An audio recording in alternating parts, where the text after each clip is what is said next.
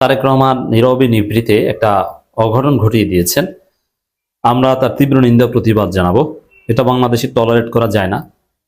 সেই পুরনো বস্তা পচা রাজনীতির বন্দোবস্ত ধরে রাখার চেষ্টা করছেন তারেক রহমান। কেন করছেন আমরা রহস্য উদ্ঘাটন করব। দর্শক, তারেক রহমান বলেছে, আপনারা জানেন, যে ব্যক্তি নয় প্রতীক দেখে ভোট দেবেন। কারণ এটা খুব সিরিয়াস, আপত্তিকর কথা। ব্যক্তি নয় প্রতীক দেখে ভোট দেবেন। হাসনাত আব্দুল্লাহ কঠিন ধোলাই দিয়েছেন তারেক রহমানকে। তারেক রহমান দেশে আসতে পারবেন না বা এই প্রশ্নে সাজিস আলমও ধোলাই দিয়েছেন। নাসিরউদ্দিন পাটোয়ারি বলছেন যে ওই আগে যেটা বলছিলাম, যে আমি আগেও বলেছিলাম বিএনপি 100 নিচে আসন পাবে, এখন সেই পরিস্থিতি তারা হারে হারে টের পাচ্ছে। তো নাসিরউদ্দিন পাটোয়ারি তো ঠিকই বলেছিল। আমরাও বলেছিলাম যে নাসিরউদ্দিন পাটোয়ারি উল্টোপাল্টা কথা মাঝে মাঝে বললো, এই কথাটা ঠিক বলেছেন যে বিএনপি 50 থেকে 80 আসনের বেশি পাবে না। তো দর্শক, এই যে কথাটা তারেক রহমানের, যে ব্যক্তি নয় প্রতীক দেখে ভোট দিবেন, এটা হচ্ছে একটা রাজতন্ত্রের কথা, এটা অগণতান্ত্রিক কথা, এটা বাংলাদেশের যে ডেমোক্রেসি, এই ডেমোক্রেসিকে অস্বীকার করার কথা, পরিবারতন্ত্র কায়েমের কথা, 70 অনুচ্ছেদ ধরে রাখার কথা, কি কর্তৃত্ববাদ কায়েম করার কথা।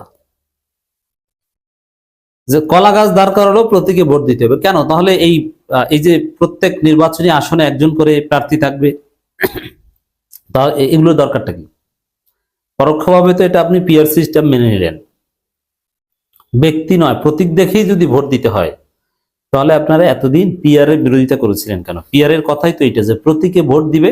আর সেখানেও পিয়ারও পুরোপুরি ব্যক্তি আউট হয়ে যায় না, কারণ ব্যক্তিদের তালিকা প্রকাশ করা হয়, যেখানে ব্যক্তি দেখে ভোট দিবে। হাসনাত আব্দুল্লাহ বলেছেন এটা সিরিয়াসলি প্রবলেমেটিক। তারেক রহমানের এই কথা, এটা পুরনো বন্দোবস্ত টিকিয়ে রাখার কথা, এবং এই কথার মাধ্যমে ব্যক্তি প্রার্থীর যে এজেন্সি সেটাকে অস্বীকার করা হয়, এবং জনগণের যে আশা আকাঙ্ক্ষা যে তার পছন্দের প্রার্থীকে ভোট দিবে, ভালো মানুষকে ভোট দিবে, এটাকে অস্বীকার করা হয়। এটা তারেক রহমান বলতে পারেন না। এবং জনগণ চেনে ব্যক্তিকে, আর এখানে যদি অযোগ্য লোক বা খারাপ লোক হয় কোনো প্রতীকের প্রার্থী, তারপরও ওই প্রতীককে ভোট দিতে হবে, এর মানে খারাপ লোককে ভোট দিতে হবে। এটা খুবই আপত্তিকর কথা।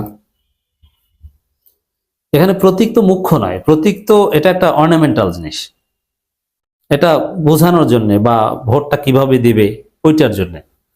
মূল হচ্ছে ব্যক্তি কেমন, জনগণের সাথে তার সম্পর্ক কি, সে জনগণের মতামতের আলোকে পার্লামেন্টে যে কি করতে পারবে, তার ক্যাপাসিটি কি। গণতান্ত্রিক রাজনীতির মূল নিয়মও কি এটা, যে ব্যক্তি দেখে ভোট দেওয়া, যে ব্যক্তিটা কেমন। এজন্য অনেক দেখা যায় যে প্রতীক যাই হোক ব্যক্তি জিতে আসে। যেমন আল্লামা দেলোয়ার হোসেন সাঈদী হিন্দু অধ্যুষিত এলাকায় জিতে এসেছেন, যারা ভোট দিয়েছে তারা জামাত করে না, করবেও না। কারণ কি? ব্যক্তি দেখে। ব্যক্তি খালেদা জিয়া কোনোদিন হারে নাই, অথচ ধানের শীষ তো অল্প মাত্র 3 বার কোন রকম ক্ষমতায় এসেছে, তার মধ্যে একবার 2 নম্বরই করে। অতএব এখানে প্রতীক কোনো বিষয় না, প্রতীক হচ্ছে একটা অর্নামেন্টাল, মূল হচ্ছে ব্যক্তি।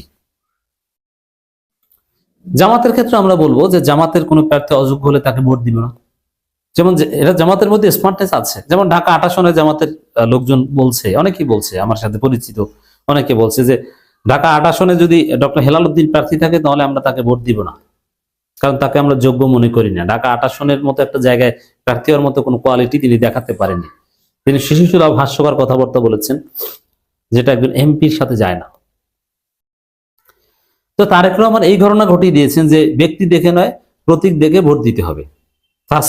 হাসনাতের জবাবটা ছিল পারফেক্ট, যে তারেক রহমান 70 অনুচ্ছেদ থেকে বের হতে পারেন নাই, যে সবকিছু তার কথায় চলবে। তিনি রাজা হতে চান, যে যারা এমপি হবে তারা তার কথাই চলবে, কারণ প্রতীকে নির্বাচিত হয়েছে, কেউ স্বাধীন মতামত দিতে পারবে না, দিতে পারলেই তার এমপিত্ব বাতিল।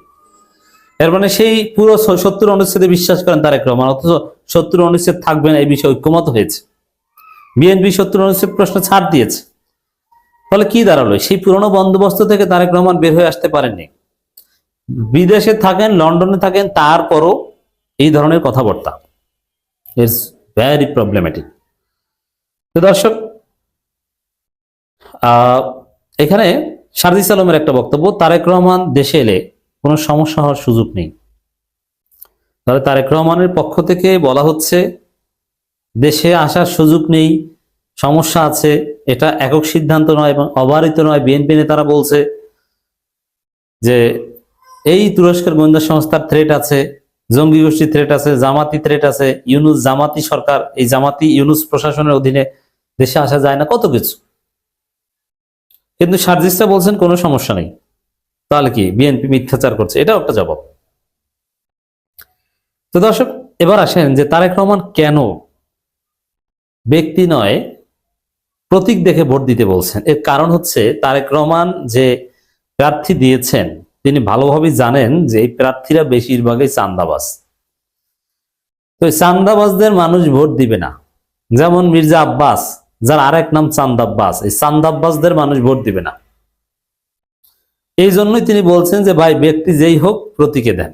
কিন্তু তারেক রহমানের আহ্বানে মানুষ সাড়া দিবে না। এবং বিএনপির যে প্রার্থী এরা হচ্ছে আধা মরা, এক ঠ্যাং কবরে গেছে, কোমর পর্যন্ত কবরে ঢুকে গেছে, একে বানিয়েছে প্রার্থী। যেমন শিশির মনিরের আসনে, শিশির মনিরের বিপরীতে বিএনপি যাকে প্রার্থী বানিয়েছে নাসির উদ্দিন চৌধুরী বা এরকম একজন নাম, হাঁটতে পারে না, কথা বলতে পারে না, একদম খাটাস বলতে যা বোঝায়, দেখতে গুন্ডার মতো দেখায়, বড় বড় মোষ, সাদা চুল এবং পুতুলের মতো। মানে দীপুমনির স্বামীকে যেরকম দেখেছেন না আপনারা, ট্রাইব্যুনালে এসেছে দীপুমনিকে দেখতে, মানে মুখটা বুঝবে সেটাও পারে না, হা করে বসে আছে। এটা আল্লাহ তাকে এই পর্যায়ে এনেছে, এরকম আমাদের যে কারো এরকম হতে পারে, এটা আমি ট্রল করছি না। কিন্তু বয়সের কারণে একটা পর্যায়ে মানুষ এটা হবে, এরকম হবে, দুর্বল হবে, এটা রিয়ালিটি, এটা পৃথিবীর সুন্নাত, আল্লাহর সুন্নাত। আল্লাহ মানুষকে এরকম করবে, মানুষের সুন্নাত। তো তখন তো তাকে দায়িত্ব নেওয়া যাবে না। এজন্য কোনো বৃদ্ধ মানুষ বা দুর্বল লোক নবী বা রাষ্ট্রপ্রধান হিসেবে দায়িত্ব পালন করা কোনো নজির ইসলামে নাই। আল্লাহ তাকে নিয়ে গেছেন গল্পের মধ্যে, অথবা তিনি দায়িত্ব ছেড়ে দিয়েছেন, অথবা একজন রিপ্লেসড হয়ে গেছে। আর তারেক রহমান প্রার্থী বানিয়েছে। আপনি যদি দেখেন, ভিডিও দেখলাম, হাঁটতে পারে না, এই যে স্যার নাসির ভাই একটু হাঁটছে, নাসির ভাই হাঁটছে, নাসির ভাই হাঁটছে, নাসির দাদা না নাসির ভাই না কি বলবে, কথা বলতে পারে না, টেনে টেনে কোন রকম একটু শ্বাসকষ্ট হয় কথা বলতে গেলে। সে বলে যে শিশির মনির, মানে যে কথা আমরা 1 মিনিটে বলতে পারি ওই বুইরে খাটাসের বলতে লাগবে আধা ঘন্টা। শিশির মনির রাজাকারের ছেলে। এখন ওই ধরনের প্রার্থীতে এমনি জিততে পারবে না। বিএনপির বেশিরভাগ প্রার্থীর অবস্থা হচ্ছে এটা, হয় চান্দাবাজ, নইলে গত 15 বছর বেনজিরের মাল সাপ্লাই দিয়েছে। মানে কোন জামাতের প্রার্থীরা হচ্ছে স্মার্ট, যোগ্য, সৎ, শিক্ষিত। এর বিপরীতে বিএনপির প্রার্থীরা ধৈর্যা বেশিরভাগই। কিছু প্রার্থী আছে ভালো, জামাতের চাইতে স্মার্ট প্রার্থী কিছু জায়গায়, কিন্তু বেশিরভাগ জায়গায় অবস্থা খারাপ। যার ফলে এই প্রার্থী থেকে ভোট দেওয়ার কথা বলছে। হাসনাতকে ধন্যবাদ যে কঠিন ধোলাই দেওয়ার জন্য। তারেক রহমান এই পুরনো বন্দোবস্তের বস্তা পচা রাজনীতি বাংলাদেশে চলবে না। প্রতীক দেখে নয়, ব্যক্তি দেখে ভোট দিতে হবে। প্রতীকও দেখতে হবে, ব্যক্তিও দেখতে হবে।